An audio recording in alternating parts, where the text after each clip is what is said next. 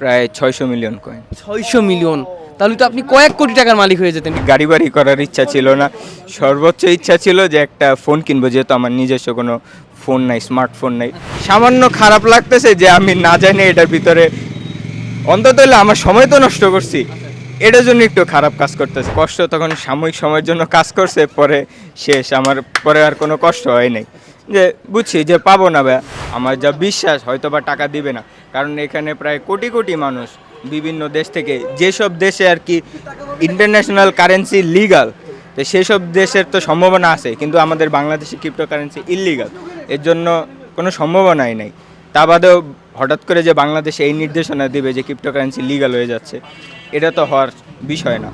এর জন্য আমার মনে হয় না, না কষ্ট করে কাজ করার বিষয় না, যেহেতু এখানে আমি কিছু ইনভেস্ট করি নাই, সো এটা কষ্টের বিষয় না।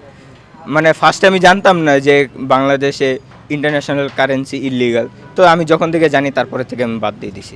না এখানে নিরাশার কিছুই নাই ভাই, এখানে নিরাশার বিষয় না। যারা জেনে শুনে করতো ওদের জন্য নিরাশার কিছুই না, কিন্তু যারা জানে না যে বাংলাদেশে ক্রিপ্টোকারেন্সি ইললিগাল, তারা তো হতাশায় ভুগতেছে। আর না একটুও কষ্ট আছে না, সিরিয়াসলি সত্যি করে বলতেছি, কষ্টে কিছু নেই। সামান্য খারাপ লাগতেছে যে আমি না জানি এটার ভিতরে, অন্তত হলে আমার সময় তো নষ্ট করছি, এটার জন্য একটু খারাপ কাজ করতেছে, কিন্তু এছাড়া আর কিছুই না।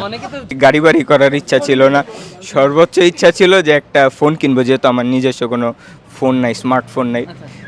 এটুকু ইচ্ছা ছিল যে ওইটা দিয়ে একটা স্মার্টফোন কিনবো। পরে যখন থেকে জানছি, তারপরে থেকে ওই আশা বাদ দিয়ে দিছি, এতটুকুই। কষ্ট নিয়েছিলাম বলতে, কষ্ট তখন সাময়িক সময়ের জন্য কাজ করছে, পরে শেষ, আমার পরে আর কোনো কষ্ট হয় নাই।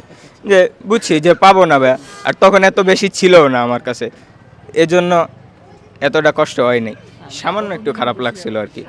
প্রায় 600 মিলিয়ন কয়েন। 600 মিলিয়ন, তাহলে তো আপনি কয়েক কোটি টাকার মালিক হয়ে যেতেন। বিষয়টা এমন তো না। না কয়েক কোটি টাকার মালিক হওয়ার সম্ভাবনাই নেই, কারণ এখানে বিভিন্ন ইউটিউবাররা বা অনলাইনে যারা এইসব নিয়ে বক্তব্য দিচ্ছিল, তারা বলছে যে এখানে প্রায় 10 মিলিয়ন $1 পেমেন্ট হবে, কিন্তু এটা তো বাংলাদেশে, যেহেতু বললামই তো ফার্স্টেই বললাম, যেহেতু বাংলাদেশে ইলিগাল, সেহেতু ওইটারও আশা নাই আর। আসলে ভাই এই বিষয়ে চিন্তা ভাবনা করতাম, বাট সত্যি কথা হলো গার্লফ্রেন্ডই নেই। যদি গার্লফ্রেন্ড থাকতো তাহলে এই চিন্তা ভাবনা থাকতো কিনা যে এবার গার্লফ্রেন্ডকে নিয়ে অন্তত ঘুরতে যাব? হ্যাঁ হয়তো বা থাকতো। না না, এরকম কোনো আশাই ছিল না, এরকম কোনো আশাই ছিল না। আসলে আমি এই সাময়িক রিলেশনের পক্ষে না।